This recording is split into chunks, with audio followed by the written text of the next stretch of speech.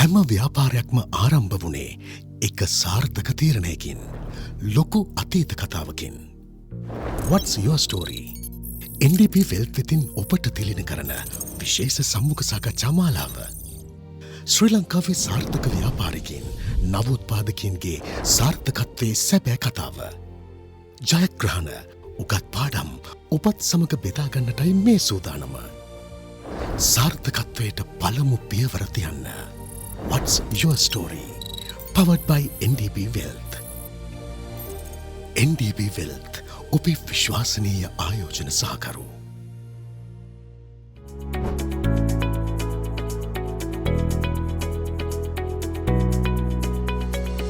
මගේ ව්‍යාපාරය මම පටන් ගත්තේ 1997 මැයි 8 වෙනිදා. එක ගෝලයෙක්ගෙන් තමයි මම පටන් ගත්තේ. ඒ ගෝලයාත් එක්කම එකතු වෙලා මමත් ව්‍යාපාර කටයුතු කරා. බොහොම අමාරුවෙන් තමයි මම ව්‍යාපාරේ ගොඩනගා ගත්තේ. බොහෝ දුෂ්කරතාවයන්ට මුහුණ දුන්නා.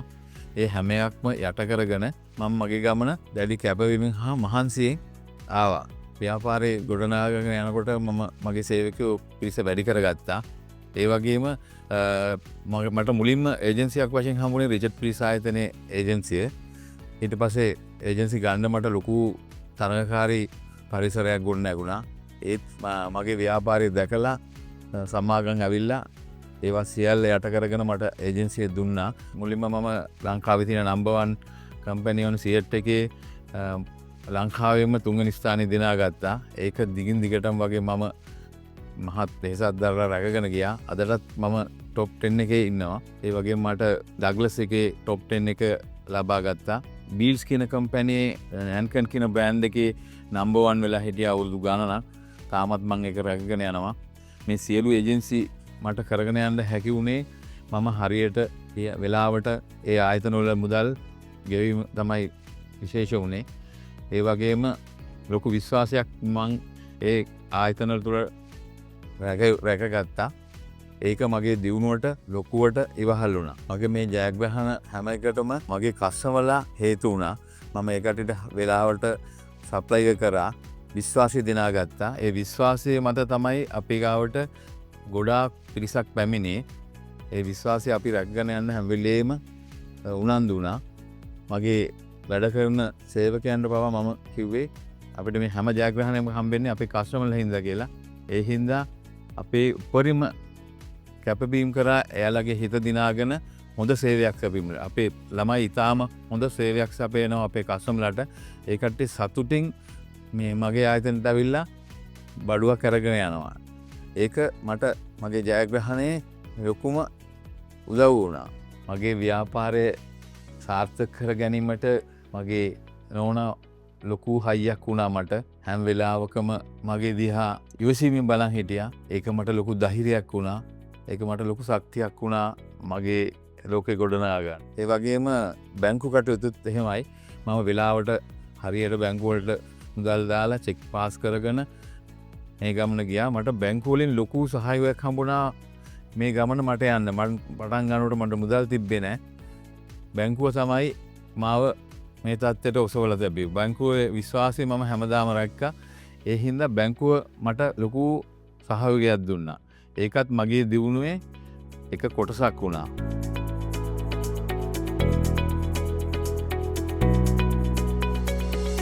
ව්‍යාපාරයක් කරගෙන යද්දී නොසිතූ දේවල් සිද්ධ වීම ස්වභාවිකයි. මෙහෙම ව්‍යාපාරයෙන් මම කරගෙන යද්දී ඒක පාවටම කොවිඩ් වසංගතය ආවා. ඒක ඉතින් අපිට දරා ගන්න බැරි විදිහටම ආවා. මගේ ආයතනයේ මාස ගාණක් වසා තබන්න මට සිද්ධ වුණා. එතකොට මට මගේ සේවකයෝ රැක බලා ගන්න වුණා. මම මගේ සේවක පිරිස ඉතාම ආදරෙන් රැක බලා ගත්තා. අදටත් මට මේ සේවකයෝ ටික ඉතුරු වෙලා ඉන්නේ. එයාලා වැඩට ආවේ නැහැ කියලා. එයාලගේ වැටුප නැති කරේ නැහැ. ඒක මම වෙලාවට කලාවට ගෙව්වා. ඒක එයාලට ලොකුවට මක් ගැන තිබ්බ විශ්වාසය දෙගුණ වුණා. ඒක මට ශක්තියක් වුණා. ඒ කට්ටිය ඒව මතක තියාගෙන පෙරලා මට සේවය කරන්න සූදානම් වුණා. ඒක මගේ ව්‍යාපාරයේ දියුණුවට මහත් අත්පැලක් වුණා. අතන මගේ ගාව ඉන්න සේවක මහතුන් තමයි නිවැරදි සේවය කරලා මාව හැම වෙලාවකම ඔසවා තැබුවේ. එතෙන් එන කස්ටමර්ලාට හොඳට කතා කරලා ආදරය දක්වලා තමන්ගේ සේවය උපරිමයට කරලා තියෙනවා. ඒක තමයි මගේ දියුණුවට ලොකුම ඉවහල් වුණේ. මෙහෙම යද්දි නොසිතූ මොහොතක අරගල සමයක් බිහි වුණා රටේ. ඒකත් මට මුණ දෙන්න උන අභියෝගයක්. ඒ අභියෝගෙත් මම මහත් වෙහෙසක් දරලා කල්පනා කරලා කළමනාකරණය කරලා මම ඒ අභියෝගෙත් ජයගත්තා. ඒ වගේම ඊළඟට මේ දිප්තා කියන කුණාටුව ආවා. ඒකත් අපිට දුන්න දෙන්න උන අභියෝගයක්. ඒ අභියෝගෙත් අපි එක ටීම් එකක් වගේ එකට ඉඳලා ඒ අභියෝගෙත් අපි ජයගත්තා. අපි මිනිස්සුන්ට උදව් කරා. මේ වෙලාවේ අපේ මුදල් හදල් දාලා මිනිස්සුන්ට කෑම් බීම් දීලා ඒ අපේ රටේ මිනිස්සුන්ව බලා ගන්නත් මට දායකත්වයක් දක්වන්න පුළුවන් වුණා. ඒකත් මගේ ව්‍යාපාරයේ මම ලැබූ සතුටක් ජයග්‍රහණයක් කියලා මම හිතනවා. ඒකට මගේ සේවක මහතුනුත් මගෙත් එක්ක අත්වල් බැඳගෙන හිටියා.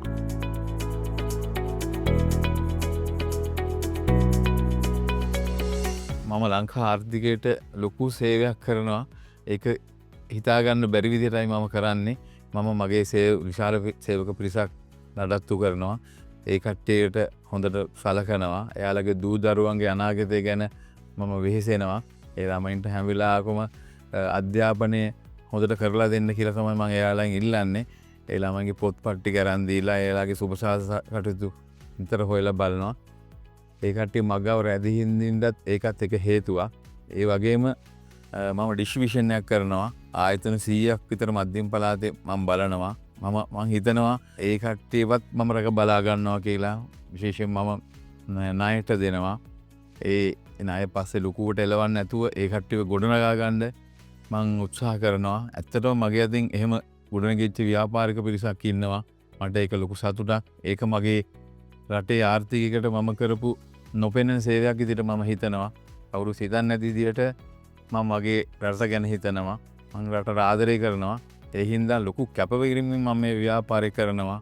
මගේ ව්‍යාපාර දුරන් ප්‍රවාහන සේවයට ලොකු දායකත්වයක් දක්වනවා. මගේ ආයතනයේ ලොකු වෙලාවක් විවෘතව තබාගෙන ඉන්නවා. ඒ ප්‍රවාහන සේවයේ සපයීමට විශේෂයෙන්ම බස් ප්‍රවාහන සේවයට මගේ ලොකු දායකත්වයක් දක්වනවා මම. සමහරලාට ඒ වාහන එන්නේ රාත්‍රී 9:10 වෙනකොට මම වගේ සේවකයෝ තියාගෙන ඒ සේවාව සපයනවා. මම හිතනවා ඒක මගේ ආර්ථිකයට මම දක්වන ලොකු සේවයක් කියලා.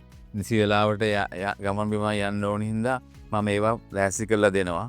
මගේ පුතාලා දෙන්නවත් මම මගේ ව්‍යාපාරයට ඇතුළත් කරගත්තා. ඒ දෙන්නට මම හොඳට අධ්‍යාපනය ලබා දුන්නා. ඒ හින්දා මගේ ව්‍යාපාරය ඉතාම හොඳට කරගෙන යන්න ඒ දෙන්නගෙන් ලොකු සහයෝගයක් ලැබෙනවා. ඒ දෙන්නත් මගේ අඩිපාරේ යනවා කියලා මට විශ්වාසයි. මගේ ව්‍යාපාරයට ලොකු රැකවරණයක් තියෙනවා. එතකොට මේ ව්‍යාපාරේ දෙවෙනි පරපුරක් මම බිහි කරලා තියෙනවා. ඒකත් මේ ආර්ථිකයට ලොකු දායාදයක් කියලා මම විශ්වාස කරනවා. පුතාලා දෙන්න මගේ ව්‍යාපාරේ රැඳී හිටීම මට ලොකු අභිමානයක් කියලා මට හිතෙනවා.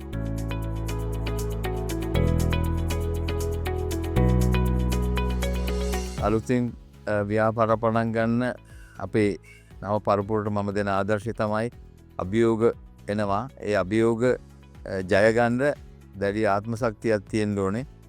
ඒ ආත්ම ශක්තිය පාවිච්චි කරලා ව්‍යාපාරය ඉදිරියට ගෙන යන්න ඕනේ කියලා මම හිතනවා. නව පරපුර හිතනවා ව්‍යාපාරයක් කරන එක ඉතාම පහසුයි කියලා. ඒක එහෙම නෙවෙයි. මම මගේ ජීවිතේ මහා අභියෝග වලට මුහුණ දුන්නා. ඒ අභියෝග හැම එකක්ම මම ජයගත්තේ මගේ ධෛර්ය ශක්තිය නිසා. ඒ කියන්නේ අභියෝග වලට ඉතාම ධෛර්ය සම්පන්න විදිහට මුහුණ දෙන්න ඕනේ. ඒවා පාඩම් වශයෙන් ඉගෙනගෙන අභියෝග ජය ගන්න කියලා මම මගේ නව පරපුරට උපදෙස් දෙනවා. ලෝකය ඉතා වේගින් වෙනස් වෙනවා. ඒකට ප්‍රධානම හේතුව තමයි නව තාක්ෂණය. ඒ නව තාක්ෂණය භාවිතය තමයි දියුණුවේ තියෙන රහසය. මම නව පරපුරට යෝජනා කරනවා හැම වෙලාවකම මේ අලුතෙන් එන තාක්ෂණය තමන්ගේ ව්‍යාපාරවලට බද්ධ කරගෙන ව්‍යාපාරයේ ඉලක්ක කරා ගෙනියන්න කියලා.